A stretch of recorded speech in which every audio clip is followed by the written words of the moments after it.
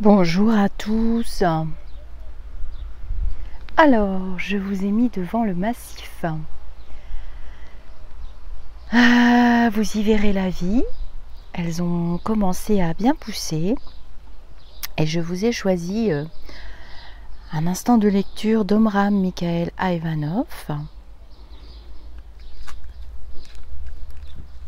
Je me suis cachée à l'ombre parce que il fait très chaud. Donc, le maître, Omram Mikhaël Aïvanhov, 1900-1986, est un philosophe et pédagogue d'origine bulgare et il est venu en France en 1937.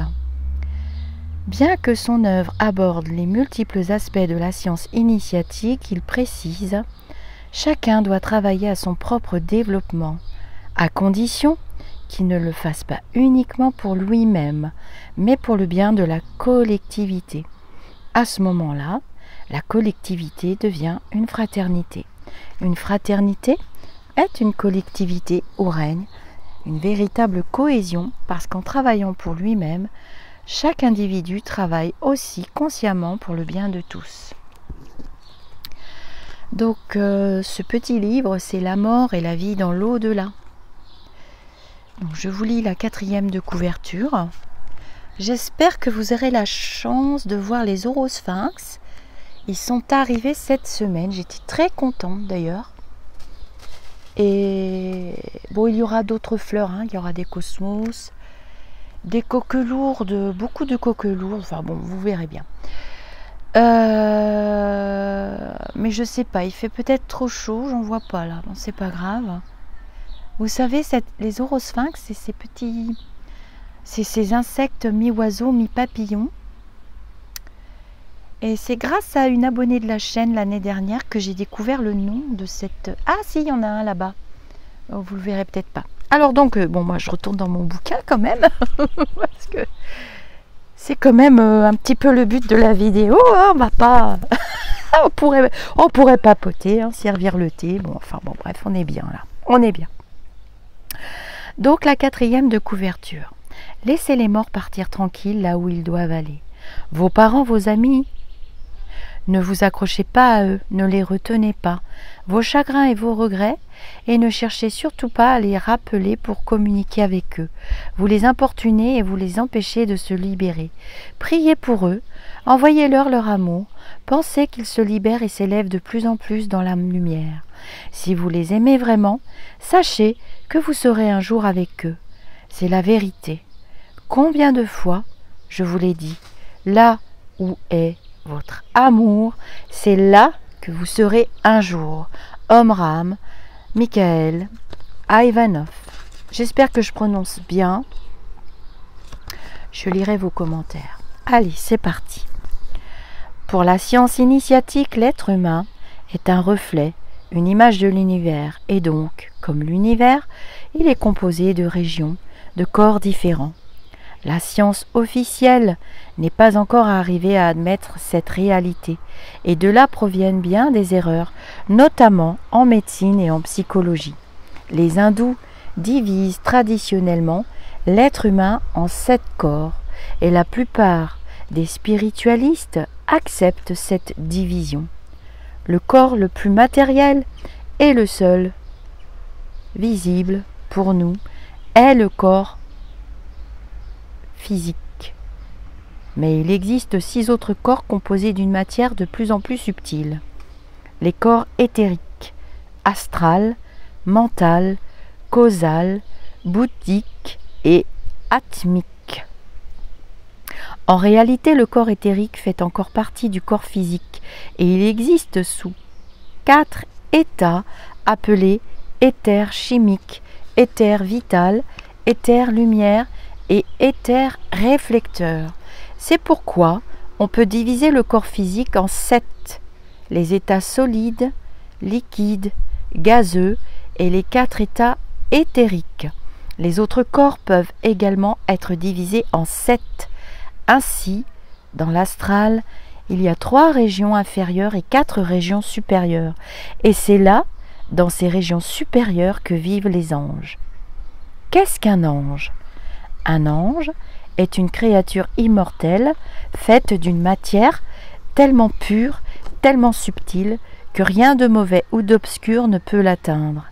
Il vit dans la lumière, dans la joie absolue, et il connaît tout, sauf la souffrance, car la souffrance a toujours comme origine les mouvements de la nature inférieure qui apportent troubles et perturbations. Un ange ne peut connaître ces troubles parce qu'il est absolument pur. Il n'existe pas d'ange dans le plan physique. On les rencontre seulement à partir des régions supérieures du plan astral. À la limite du plan astral inférieur et du plan astral supérieur se trouve une zone intermédiaire habitée par des êtres qui sont en train de se perfectionner, de couper les liens avec les régions inférieures. Mais ils sont encore susceptibles d'être tourmentés par les mauvaises influences du plan astral inférieur et du plan physique. Le corps astral est donc à la fois le monde de la souffrance et de la joie quand l'homme est parvenu à épurer et affiner ses désirs, et de la souffrance quand il vit trop bas, englué dans les convoitises et les passions. Au moment de la mort, l'homme se détache de son corps physique, mais cela ne suffit pas pour qu'il soit libéré aussitôt. On peut même dire qu'il est encore plus exposé aux tourments que lorsqu'il vivait sur la terre.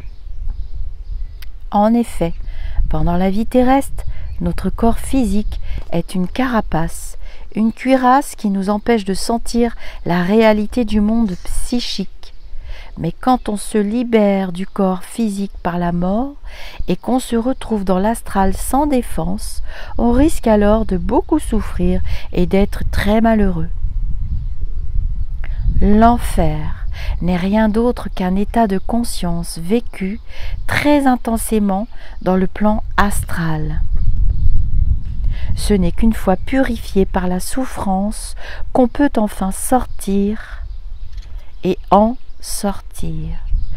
Tous ceux qui se sont complètement enfoncés dans une vie de débauche, d'injustice, de méchanceté, de cruauté et qui ont réussi à échapper à la justice humaine se trouvent, quand ils meurent, confrontés dans le plan astral à tout le mal qu'ils ont fait.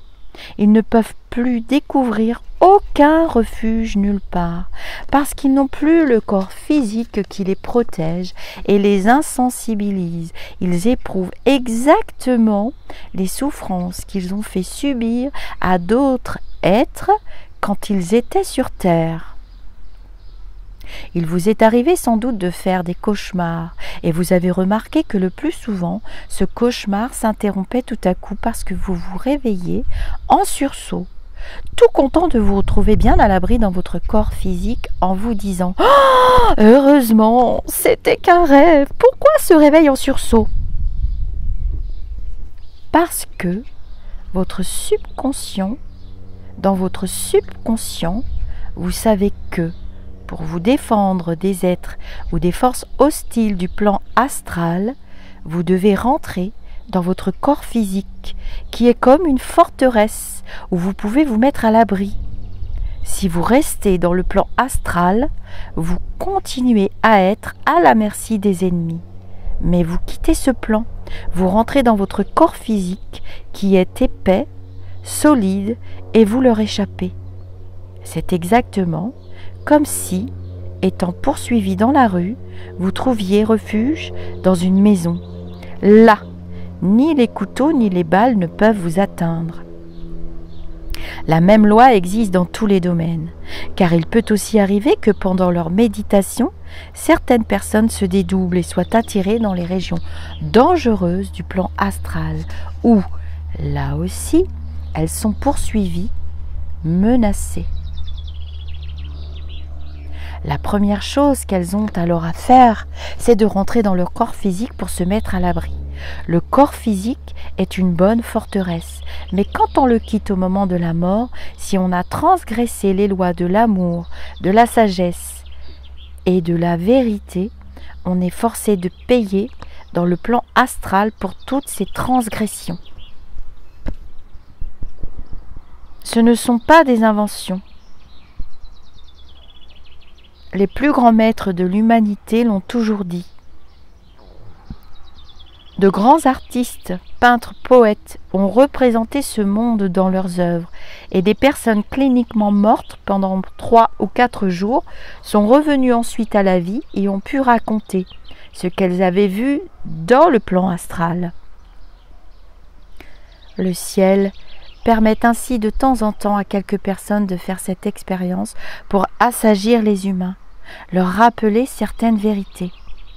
Ainsi donc, après la mort, l'homme doit subir dans le plan astral tout le mal qu'il a fait aux autres, souffrir pour toutes les transgressions qu'il a commises. Ce n'est pas que l'intelligence cosmique veuille se venger ou le punir.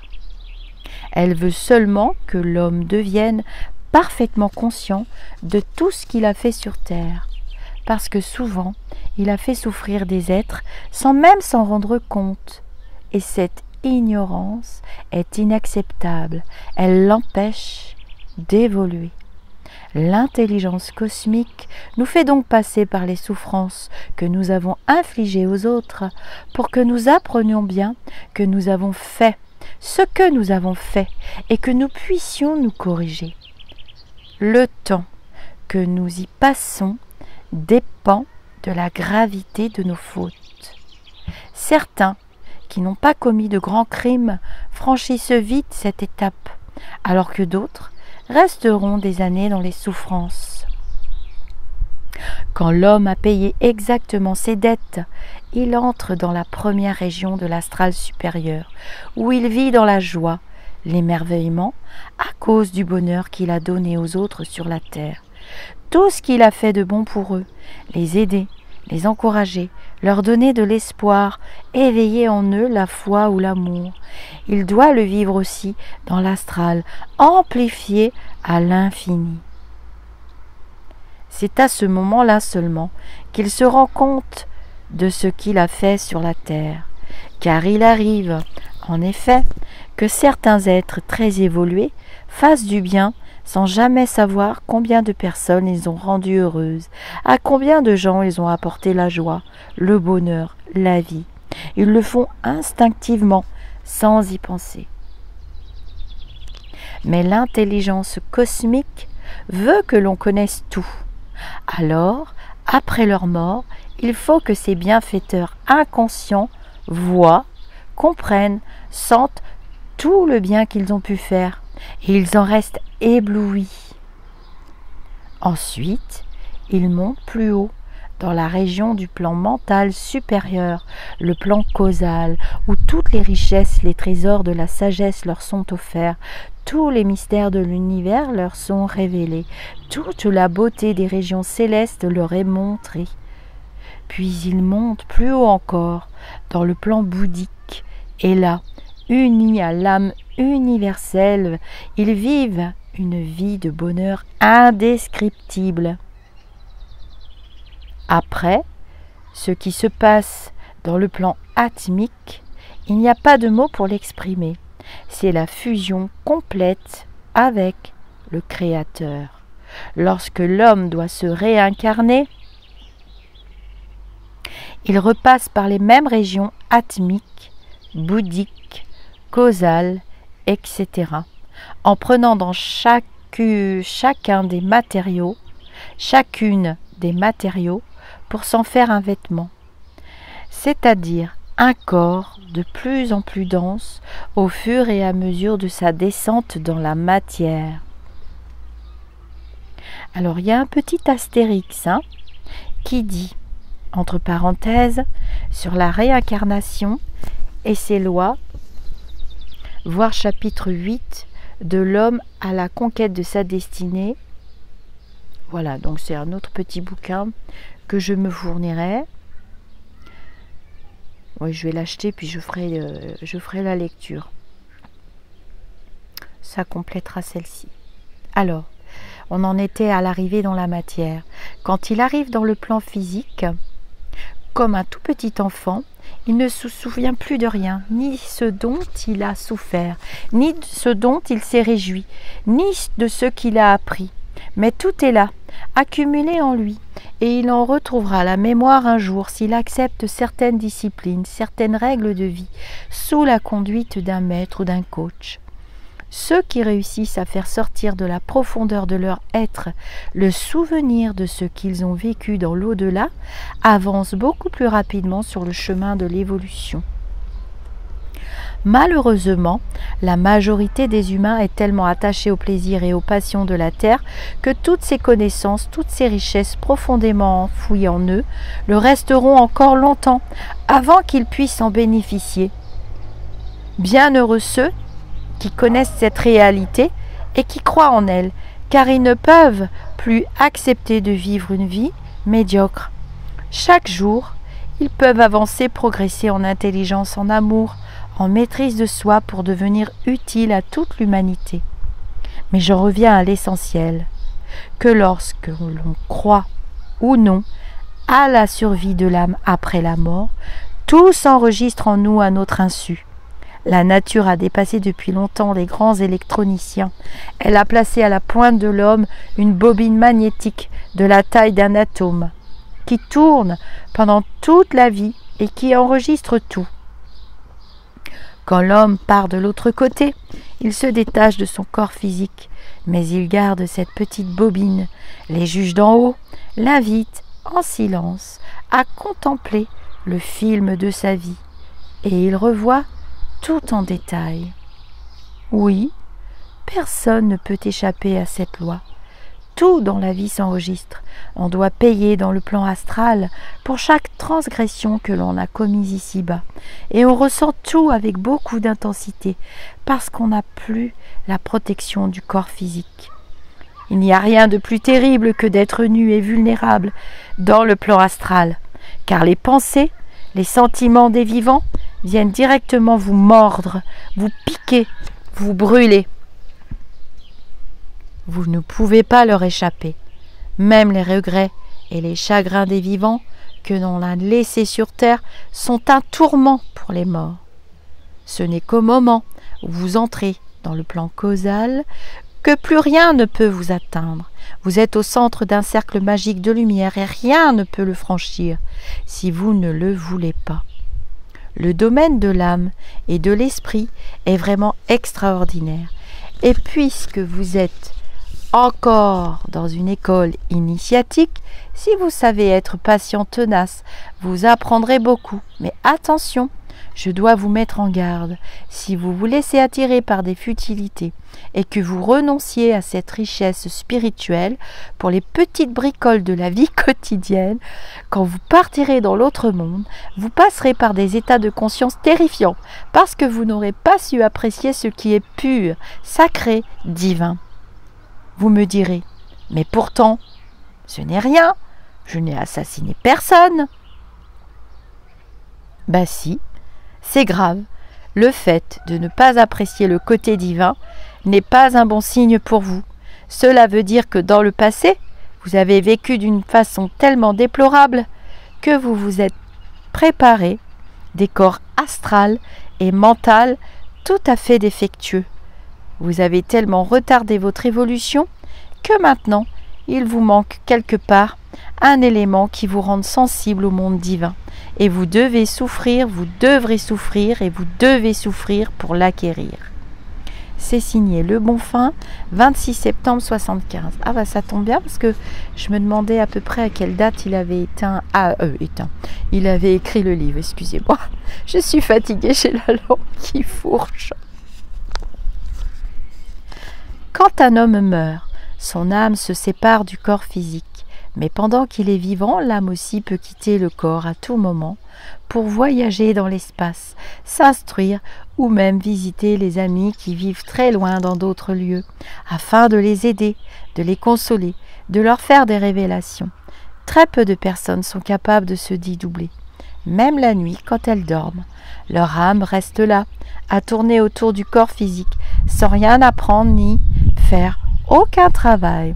Alors, à plus forte raison, quand elles sont capables de quitter consciemment leur corps pendant le jour pour voyager dans l'espace et revenir ensuite reprendre leur activité quotidienne, Vous direz que vous désirez apprendre comment il faut faire pour se dédoubler. Eh bien non, ne soyez pas si pressé. Si vous n'êtes pas suffisamment préparé, de grands dangers psychiques vous guettent. Obsession, possession, folie. Et oui, ils vous guettent, et même des dangers mortels. Si vous ne commencez pas par vous purifier afin de devenir maître de vous-même, de vos pensées, de vos sentiments, de vos inclinations, ce sera très dangereux de quitter votre corps et de le laisser sans protection, à la merci de n'importe quelle entité. Il peut se produire alors des phénomènes déplorables. Voilà pourquoi je ne vous ai pas encore tellement parlé du dédoublement. Ce sera pour plus tard, quand vous serez prêts. Ceux qui sont pressés d'aller feuilleter des livres occultes sur ce sujet, libre à eux, mais je les préviens qu'ils courent de grands risques. Si on se prépare pendant des années, en veillant surtout sur la pureté de la nourriture, des pensées, des sentiments, et en pratiquant de nombreux exercices pour se dominer, se maîtriser, alors un jour l'âme pourra, comme elle le voudra, sans aucun danger, se détacher du corps physique. C'est ainsi que les véritables initiés voyagent dans l'espace. Là, ils voient et apprennent beaucoup de choses dont ils conservent le souvenir quand ils ont réintégré leur corps physique. Et c'est cela aussi qui est très important, car dans certaines circonstances particulières, il peut arriver à des personnes de se dédoubler involontairement. Cela se manifeste par exemple par un endormissement soudain au milieu de la journée. Mais quand elles reviennent à elles ne se souviennent pas de ce qu'elles ont vu, entendu ou fait, et c'est dommage. La question, c'est donc de pouvoir se dédoubler consciemment. Mais il ne faut pas se presser. Il faut d'abord penser à se purifier. Par exemple, en travaillant comme je vous l'ai appris, avec les anges des 4 éléments. Alors là, il fait référence, parce que c'était un maître spirituel, il fait référence à ses conférences, il fait référence à ses ateliers, il donnait des ateliers, il formait aussi des maîtres spirituels. On dit maîtres spirituels parce que le mental nous oblige et le langage nous oblige à mettre des mots, mais on peut plus parler d'enseignement spirituel, oui. On ne peut pas vraiment se dédoubler si on n'a pas appris à se détacher, jusqu'au détachement ultime, la mort. Donc là aussi je fais une petite parenthèse, je pense que c'est ce qu'on appelle communément maintenant, puisque la spiritualité est en pleine évolution, elle est même malheureusement à la mode, je parle de toute cette tendance New Age. Et on parle en fait de voyage astro ou voyage astral. On ne peut pas vraiment se dédoubler si on n'a pas appris à se détacher, jusqu'au détachement ultime, la mort. Combien de gens qui n'ont pas appris le détachement n'arrivent pas, même au moment de la mort, à se dégager de leur corps physique? Les liens sont là, puissants, qui les retiennent. Vivants, ils ne pensaient qu'aux affaires matérielles, à l'argent, au plaisir. Alors, comment peuvent-ils accepter d'abandonner tout cela? Eh bien, ils rôdent donc longtemps autour de leur corps, autour des lieux où ils ont vécu, des êtres qu'ils ont connus, et ils souffrent terriblement jusqu'à ce que des serviteurs de Dieu viennent les aider à se libérer. Alors, moi je les appelle les lumineux. Je les appelle... on les appelle comme on veut parce qu'ils n'ont pas de nom, ils n'ont pas de nom, ils n'ont pas d'identité. Ils ont leur identité d'esprit désincarné avec le vécu de toutes leurs incarnations. Après, c'est vrai qu'il fait référence à Dieu parce que, bon, ça c'est moi qui parle, c'est pas le livre. Voilà, il a mis des mots qui peuvent heurter certains écouteurs, certains expérienceurs, certains expérimentateurs d'entre vous, mais bon, ce sont des livres, donc on met des mots. D'autres, au contraire, quittent instantanément leur corps physique comme on enlève un vêtement, tranquillement, dans une joie merveilleuse. Voilà pourquoi les écoles initiatiques ont toujours enseigné aux disciples comment se détacher. Alors, direz-vous, pour se détacher, il faut quitter le monde, ne plus fréquenter les humains. Mais non, certains ascètes ou ermites, comprenant ainsi le détachement, se sont enfermés dans un trou, une grotte dans la montagne, je ne sais où. Ils pensaient s'être bien détachés, mais leur détachement n'était qu'extérieur. Dans la solitude la plus totale, ils étaient tout à coup harcelés par toutes sortes de désirs et de convoitises. Grâce à leur solitude, le diable était bien tranquille pour leur rendre visite. La littérature est pleine d'histoires racontant les tentations des saints, des ermites et autres. Non, il ne s'agit pas de tout abandonner, mais de comprendre que le vrai détachement est intérieur et que seule la pureté peut nous y conduire. Donc, il a écrit ce petit chapitre à Sèvres le 13 avril 1969. Alors, c'est super que ce soit daté parce que nous sommes en 2021 et ça nous permet de voir l'évolution. Alors ce sont juste des mots, mais vous voyez que à travers des littératures, la spiritualité, le fonctionnement de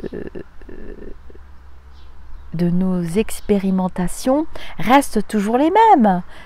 Ça prend pas une ride, ça prend pas 1 kilo, ça prend pas 1 gramme. Il n'y a pas besoin d'aller s'emberlificoter dans des toiles d'araignée très très tendance et très très new age. Les mots sont très simples finalement et le fonctionnement est toujours le même, quels que soient les siècles, quels que soient les âges. Voilà. Chapitre 3. Ce ne sont pas toujours les mêmes âmes qui viennent s'incarner sur Terre. Il peut arriver que les mêmes reviennent souvent au long des millénaires. Mais ce n'est pas obligatoire, parce que la Terre n'est pas le seul endroit où les créatures peuvent faire des stages et se développer.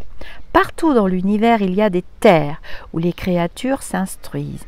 Alors, de la même façon que des êtres viennent d'autres planètes pour accomplir certaines missions sur la Terre et s'en vont après les avoir accomplies. D'autres êtres quittent notre Terre pour aller sur d'autres planètes. Ce sont les seigneurs des destinées, les 24 vieillards qui président à cette circulation des âmes. Je fais une petite parenthèse, je ne sais pas qui sont les 24 vieillards. Hein. Moi j'avais compris qu'il y avait une infinité de lumineux avec des stades d'évolution différents, des plans. C'est comme un millefeuille en fait. Hein. Il y a des plans, oui, des plans.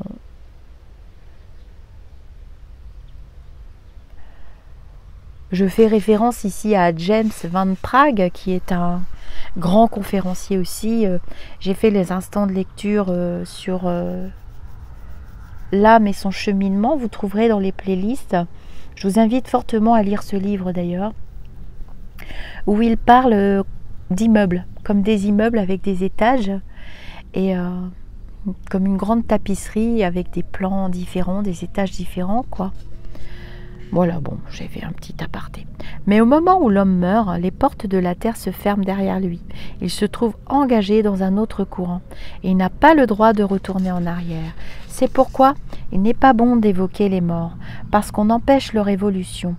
Il faut prier pour eux, il faut leur envoyer de la lumière pour qu'ils évoluent, qu'ils se libèrent, mais il ne faut pas s'accrocher à eux pour les retenir, ni surtout chercher à les ramener vers la terre. Les livres anciens rapportent de nombreux récits d'évocation des morts. On égorgeait des animaux, et grâce aux émanations produites par leur sang, on attirait et nourrissait les âmes des morts qui, pendant quelques instants, retrouvaient ainsi une sorte de vitalité. Il y a dans l'Odyssée un épisode où l'on voit Ulysse faire revenir des enfers l'ombre du divin Tirésias pour qu'il lui prédise l'avenir. Et dans l'Ancien Testament aussi, on lit le récit de la visite que le roi Saoul fit à la magicienne d'Endor, afin qu'elle fasse apparaître pour lui l'ombre du grand roi Samuel. Il voulait connaître de lui l'issue de la guerre qu'il menait contre les Philistins. On appelle ce genre d'évocation nécromancie, car il s'agit d'une prédiction de l'avenir. Mancie, par le moyen des morts, nécro. Mais vous vous souvenez de ce que Samuel dit à Saoul au moment où il apparut. « Pourquoi m'as-tu troublé en m'appelant » ? Oui, car les morts qui ont vécu sur la terre comme de grands esprits n'aiment pas être dérangés pour satisfaire la curiosité des vivants. Ils se sentent tellement éloignés de leurs préoccupations mesquines et limitées. Bien sûr, ils ne les ont pas oubliés, ils acceptent de les aider, mais d'une autre façon. Évidemment, la majorité des humains, quand ils quittent la Terre, ne sont pas immédiatement libérés des attaches terrestres. Ils restent liés à des parents, des amis ou des ennemis, des lieux, des possessions, et s'ils ne sont pas tellement évolués, s'ils ne sont pas dans leur cœur, dans leur âme, le désir de découvrir d'autres espaces et d'aller vers Dieu, ils tournent autour de ces êtres, de ces maisons, de ces objets. Ce sont des âmes errantes qui souffrent et qui ne peuvent pas encore se dégager, bien que des esprits lumineux viennent les y aider. Tandis que ceux qui ont déjà vécu sur la terre dans l'amour, la lumière, les vertus, quittent très rapidement leur corps et s'envolent vers les régions sublimes où ils nagent dans le bonheur et dans la joie. De là, ils peuvent envoyer des courants bénéfiques à tous ceux qu'ils ont laissés en bas, pour les aider, les protéger, mais jamais ils ne reviennent vers eux. Ils ne redescendent pas comme beaucoup se l'imaginent.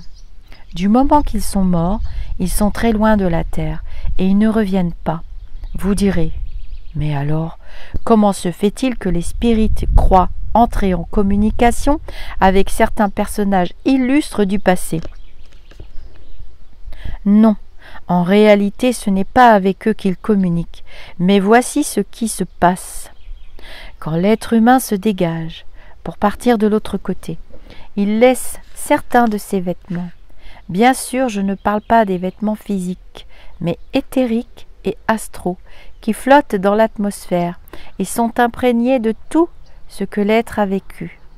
C'est comme des coques ou des enveloppes vides, abandonnées par leurs occupants et qui peuvent être animées, vivifiées par les fluides des personnes réunies pour les séances spirites, pour évoquer les morts. Et comme en général ces personnes ne sont pas tellement évoluées, évidemment, elles ne peuvent dégager que des fluides très inférieurs, empreints de passion, de sensualité, de convoitise. Et ces fluides attirent des plans astrales et éthériques, toutes sortes d'existences flottantes qui n'ont pas encore été abordées par le centre de la Terre. L'espace psychique entourant la Terre est naturellement débarrassé de ce qui y traîne et ce qui est envoyé au centre de la Terre.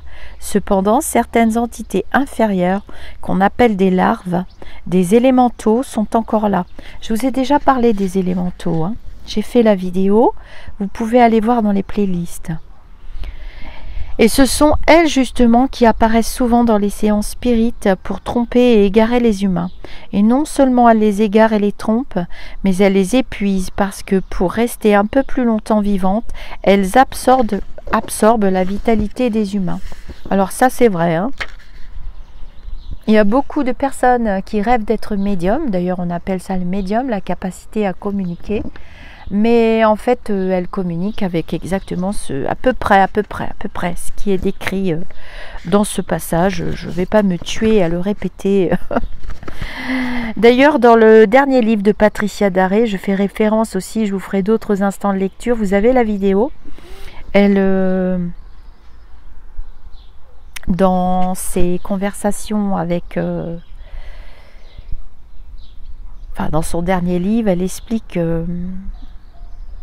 Et elle recommande d'ailleurs de ne pas, quand on n'a pas la capacité et le taux vibratoire et qu'on ne sait pas pourquoi, d'ailleurs nous-mêmes on ne sait pas pourquoi on nous a mis cette capacité, hein, on ne sait pas, il ne faut pas mentaliser, je ne me pose pas la question.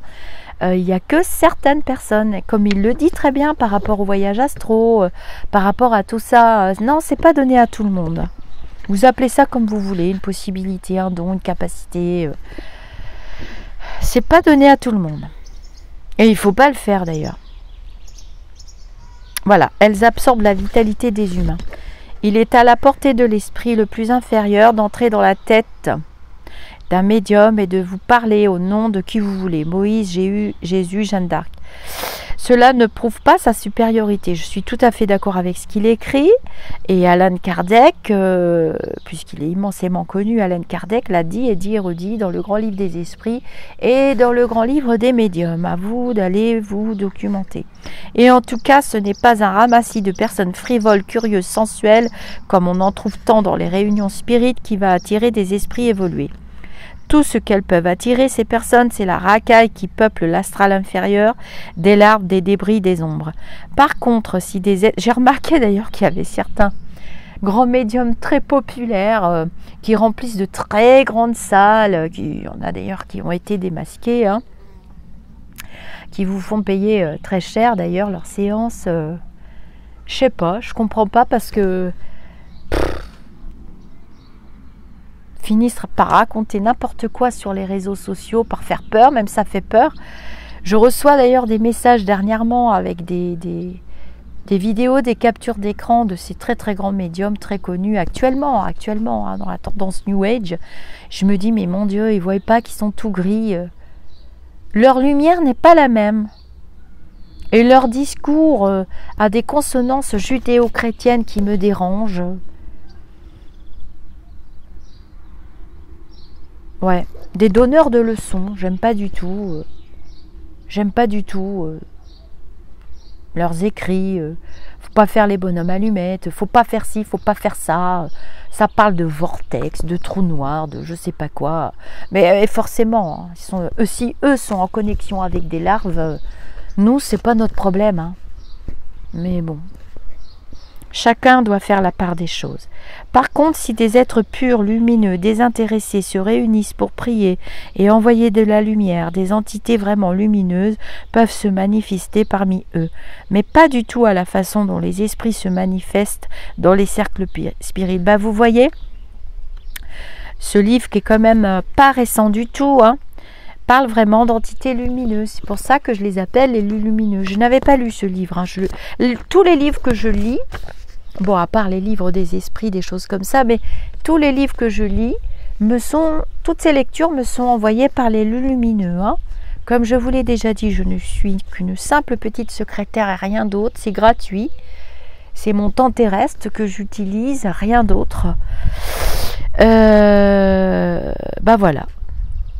Dans le monde psychique, il y a d'autres personnes qui ont cette fonction de secrétaire de l'au-delà, hein, comme je vous dis Patricia Daré, James Van Sprague, Monsieur Jacques Martel, d'une certaine manière, avec toutes les techniques Reiki et autres, des enseignants spirituels, et il y en a plein parmi les incarnés, hein, il y en a plein. Dans le monde psychique existent aussi des êtres créés par les humains. Certains personnages de la littérature ou même des saints, n'ayant jamais véritablement existé, sont devenus tellement célèbres et ont tellement occupé la pensée des humains qu'ils ont fini par avoir une réalité. Non physique évidemment, mais fluidique. Et d'ailleurs, les égrégores ont la même origine. Un égrégore, justement, je vous parlais d'égrégore dans la vidéo des pensées du jour. Un égrégore est une entité collective créée par la pensée de tous les individus appartenant à un groupement, un peuple ou une religion par exemple. Leurs pensées et leurs désirs qui vont tous dans le même sens forment un égrégore imprégné, nourri, façonné par cette collectivité. Alors un égrégore a un taux vibratoire, on peut le calculer. Et il y a des égrégores négatifs et comme il y a des égrégores positifs, et à force de travail tous ensemble, vous et moi, mes petites étoiles et les petits lumineux, la chaîne a un égrégore positif très puissant. Et cet égrégore positif très puissant dérange les esprits inférieurs, incarnés ou désincarnés. D'ailleurs, je vous remercie. Hein. Et du coup, cet égrégore positif très puissant dégage une telle puissance que on est bien. On se nourrit de nourriture spirituelle et on est bien sur la chaîne. Voilà. Et moi, je vais bien. Et du coup, les lumineux peuvent travailler en toute sérénité. pour votre nourriture spirituelle.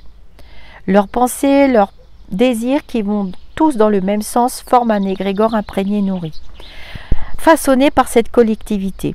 Nous aussi, nous avons un égrégore. Toutes les églises, tous les mouvements spiritualistes ont le leur. De même, tous les mouvements politiques. Et parfois, ces égrégores se combattent en haut à qui sera le plus fort. Chaque égrégore aide la communauté qu'il a formée, car il est un réservoir de force formidable. Il possède une forme symbolique, souvent celle d'un animal, ours, tigre, coq, aigle, colombe, etc., etc. On appelle ça, alors je fais une aparté, on pourrait appeler ça les petits animaux totems. Actuellement, l'animal totem de la chaîne est relié à l'animal totem qui me permet de communiquer avec mon frère de temps en temps. Mon frère désincarné. C'est la corneille, la pie et le corbeau. De même que Coralie, que je vous ai présenté, adore les oiseaux. Et son animal totem, pour le moment, est le rouge-gorge. Mais l'essentiel, c'est de comprendre comment on peut former un égrégore puissant qui travaille dans le monde et qui aide et éclaire les créatures. Je fais une petite aparté. C'est pour ça que cet événement, tout ce que nous traversons à travers les nouvelles énergies qui se mettent en place et qui se sont mises en place au mois de Marie, c'est les lumineux qui vous ont transmis ces messages-là l'année dernière, quand on traversait la tourmente à travers l'égrégore qui s'est créé dans l'expérience du collective mondiale du virus. Eh bien, cet égrégore, nous allons continuer à le cultiver pendant quelques années à venir. Vous voyez bien que c'est pas facile de comprendre qu'est-ce qui nous arrive, qu'est-ce qui est arrivé, puisque nous sommes ici incarnés avec des mentales limitants. Seulement, attention, on peut aussi être puni, foudroyé par un égrégore si on a trahi l'idéal qu'il représente. Oui, les égrégores se vengent des membres qui les ont trahis. Le plan astral est habité par des créatures de toutes sortes dont les humains n'ont aucune idée. Mais qu'ils les connaissent ou non, ils attirent celles avec lesquelles ils entrent en relation par la loi d'affinité. Alors là, on parle de vibration, Je vous parle souvent de taux vibratoire. Je calculerai sur la chaîne le taux vibratoire de l'égrégore. Voilà comment, dans les séances spirites, les participants attirent des présences de l'océan astral, mais ce sont rarement les esprits des morts qu'ils attendent. Vous direz, oui, mais comment ces créatures sont-elles arrivées à connaître suffisamment de choses concernant un mort pour réussir à se faire passer pour lui? Oui, ça, ce n'est pas difficile. Tout est inscrit dans l'Akasha Chronica, c'est-à-dire les archives éthériques de l'univers. Et les entités peuvent se renseigner très vite, mais souvent elles ne voient pas très bien et donnent des renseignements erronés. Tout dépend de la personne qui s'adresse au monde invisible. Si elle est très pure, très lumineuse, elle reçoit une réponse exacte. Non parce que les esprits sont descendus, mais parce qu'elle est montée jusqu'à eux pour avoir la communication. Voilà la différence. Il faut avoir un taux vibratoire très élevé pour pouvoir communiquer avec des lumineux, des entités lumineuses élevées. Voilà. Et c'est pour ça que je vous dis que ce n'est pas donné à tout le monde. Et c'est pas en achetant des formations pour devenir connectant, médium ou que sais-je encore. On peut pas vous former. C'est une vibration, c'est vos différentes incarnations, c'est votre élévation, c'est vos vibrations personnelles qui feront que on ne capte pas la télé de la même manière avec une antenne analogique ou une parabole. La parabole, elle va se connecter dans l'espace et l'antenne analogique, elle va sur des ondes, une fréquence d'onde. Mais c'est un peu le principe. Et vous voyez, c'est écrit dans les bouquins. Il y a des cas, bien sûr, je vous l'ai dit, où certains esprits sont forcés de quitter leur région pour venir sur la Terre, parce qu'ils sont appelés par des magiciens très puissants qui les contraignent à descendre en se servant de formules magiques qu'ils savent prononcer. Mais ce n'est pas normal, ce n'est pas naturel. C'est à l'homme de s'élever par la pensée pour les rencontrer dans la région où ils se trouvent, les morts. Eux ne doivent pas avoir à redescendre sur la Terre. Pas arrêter de le dire. On ne paye pas quelqu'un pour forcer une personne qu'on aime ou qu'on a aimé à revenir. Ils reviennent tout seuls. Ils font appel à d'autres entités. Je le dis souvent. Il y a des médiums qui croient connectés avec le défunt. Ils connectent à une entité lumineuse qui elle-même se connecte pour avoir des renseignements. Je n'arrête pas de le dire. Et c'est pour ça qu'il y a certains médiums qui sont jeunes, qui sont très, très, très fatigués, voire épuisés, qui finissent épuisés, vides de leur substance énergétique, de leurs énergies propres.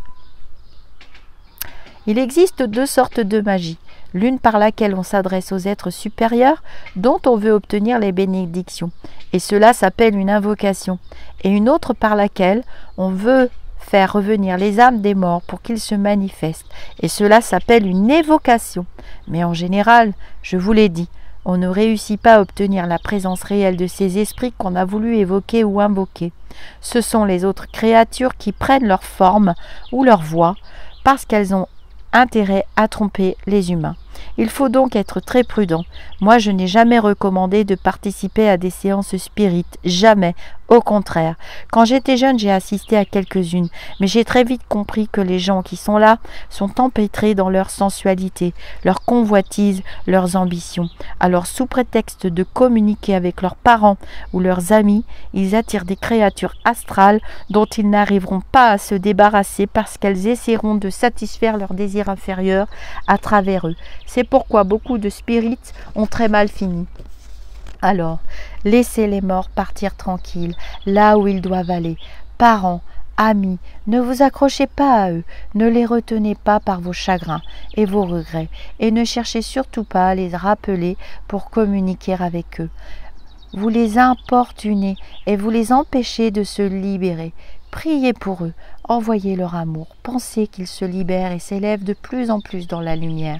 Si vous les aimez vraiment, sachez que vous serez un jour avec eux, c'est la vérité. Combien de fois je vous l'ai dit?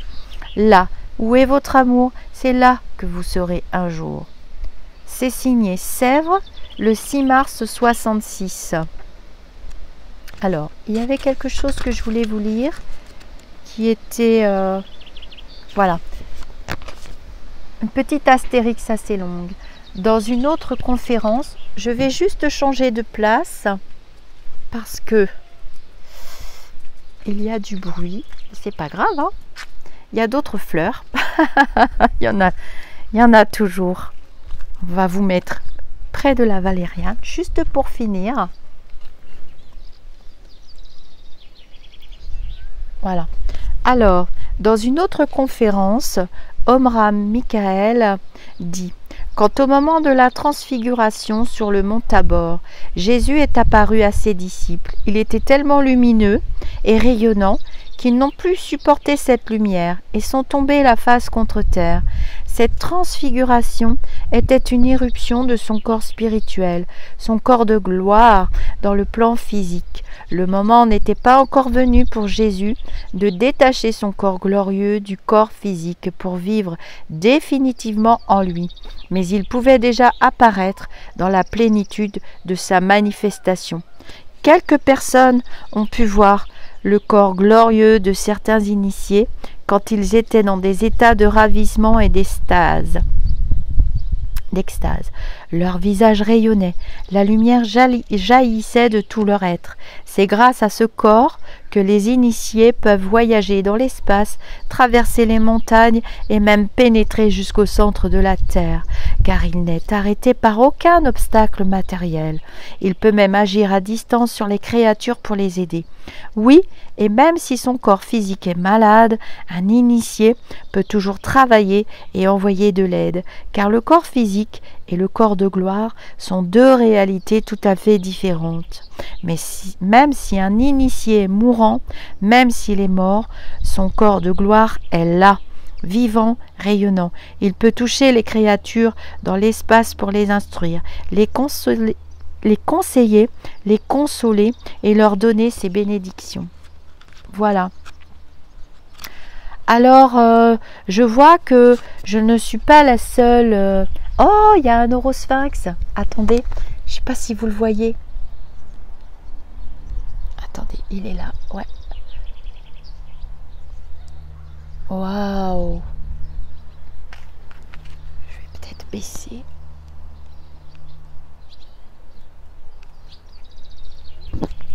Je bouge pas trop, excusez-moi, je vais continuer mon discours, mais j'espère que vous le verrez. Je vois pas très bien parce que je suis en plein soleil.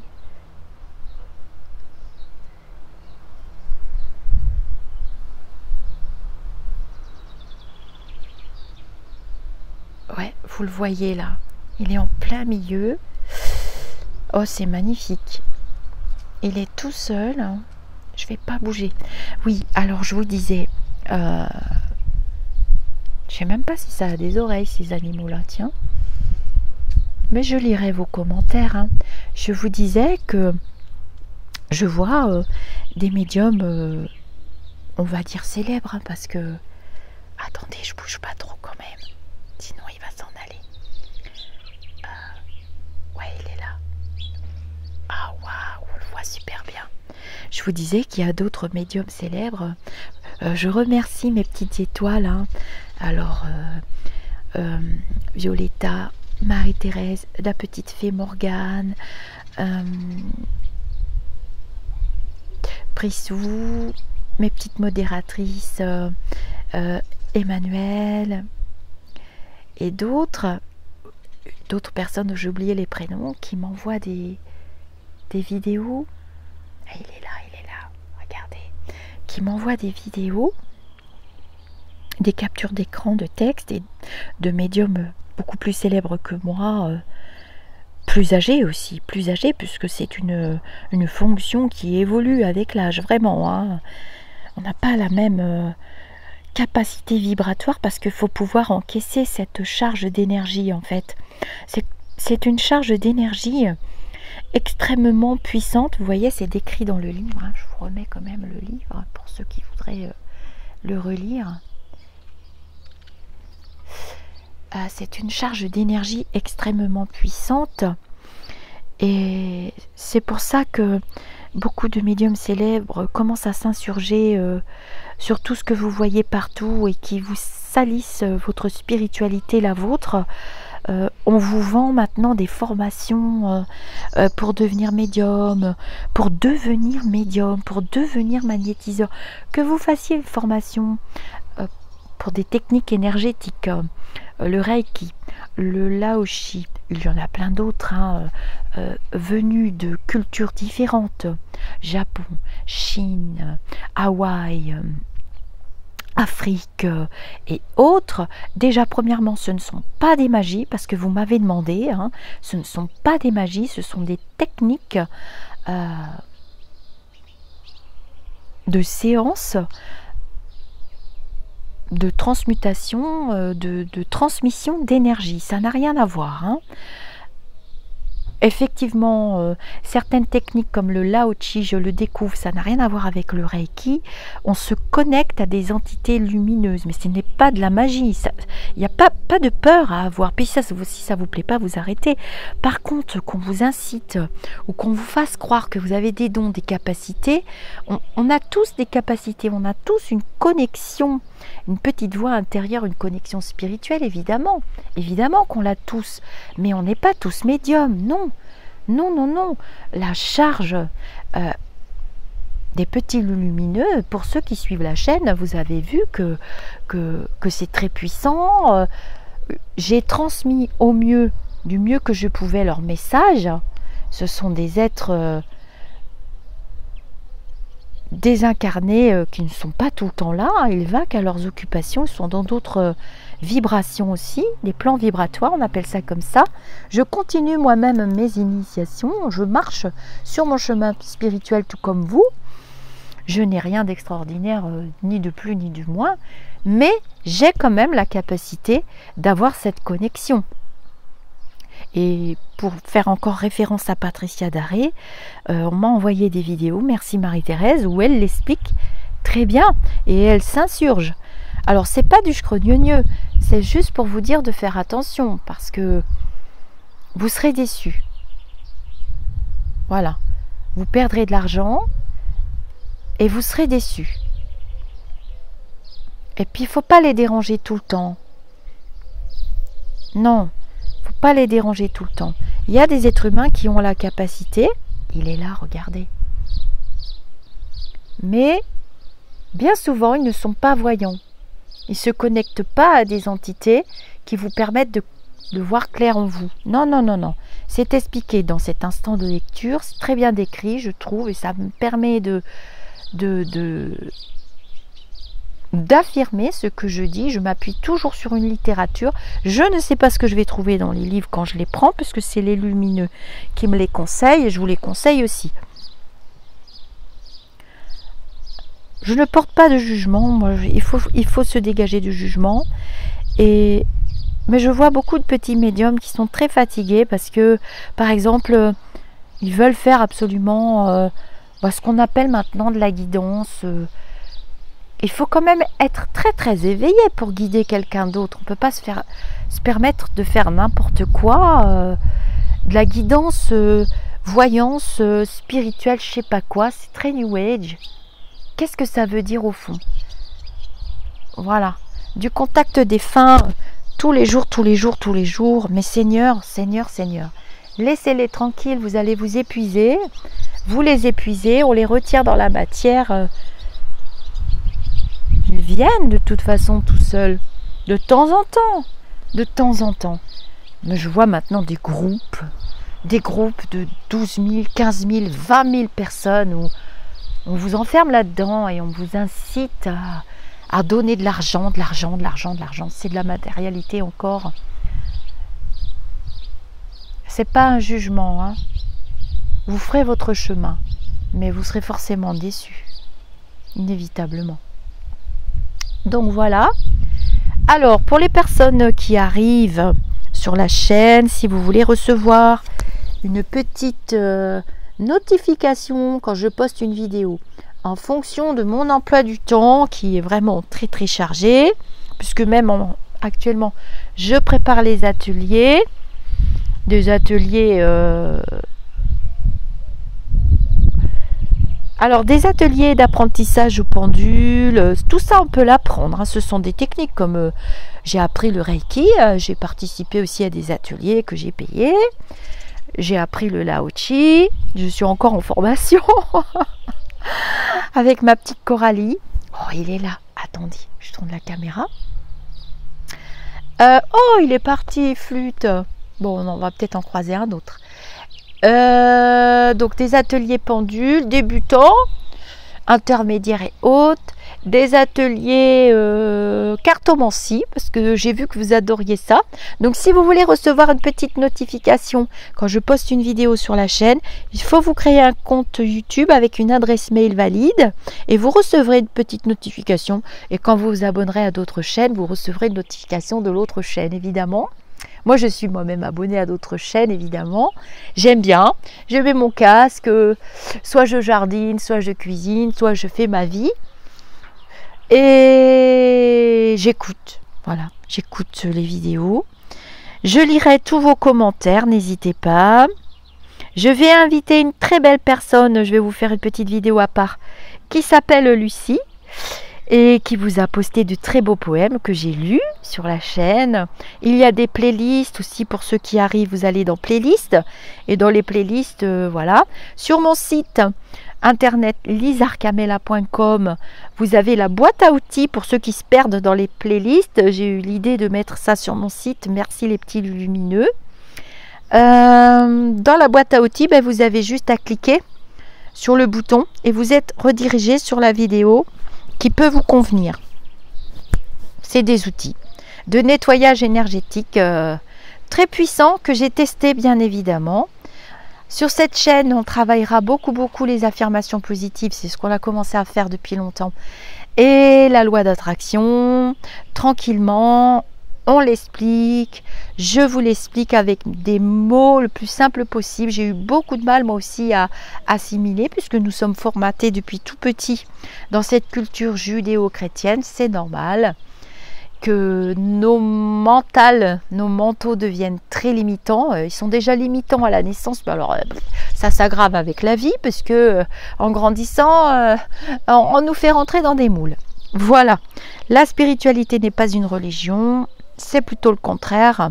Les religions se sont inspirées de la spiritualité. Il a bien fallu expliquer aux humains comment fonctionnait la vie dans l'univers et le fonctionnement. Je vous fais des gros bisous, je vous dis namasté, je lirai vos commentaires.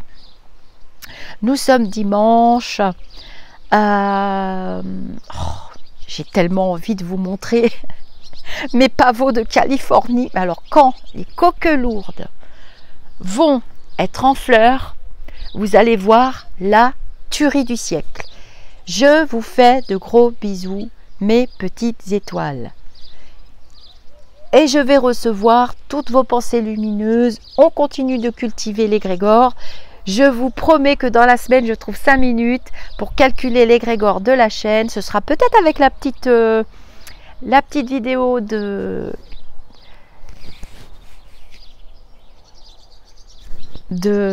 petites pensées positives. Pensées positives. J'ai toujours pas bien trouvé le titre. J'avais envie de mettre au fil de... Ou de laisser les petites fleurs, c'est bien les petites fleurs. Bisous, bisous. À très vite, mes amis d'ici et d'ailleurs. Portez-vous bien et cultivez vos graines de bienveillance, de compassion, d'entraide, de partage. N'hésitez pas à faire voyager les vidéos. Pour ceux qui ne savent pas, vous avez en dessous des vidéos, vous avez... des petits boutons, j'ai eu du mal à comprendre aussi YouTube, et vous pouvez partager. À très bientôt, au revoir, bisous bisous.